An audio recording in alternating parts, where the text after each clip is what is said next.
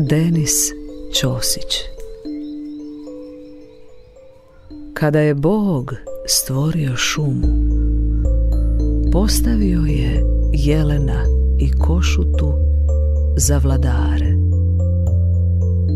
Njihovi su rogovi koštane krune obznanili kraljevstvo divljači. Jelen je vidio da su košutini rogovi znatno ljepši nego njegovi. Na njima su noću odmarale zvijezde. Vladaricu je krasio plašt mjesečine. Jedne je večeri, dok je košuta spavala, pregrizao njezine rogove.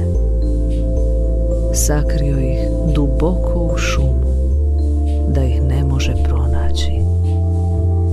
Proglasio se jedinim kraljem i košutu izvrgnuo poruzi.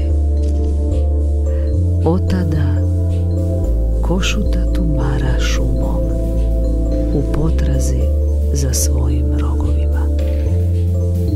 I plače, plače dok ne svane zora, dok ne procvjetaju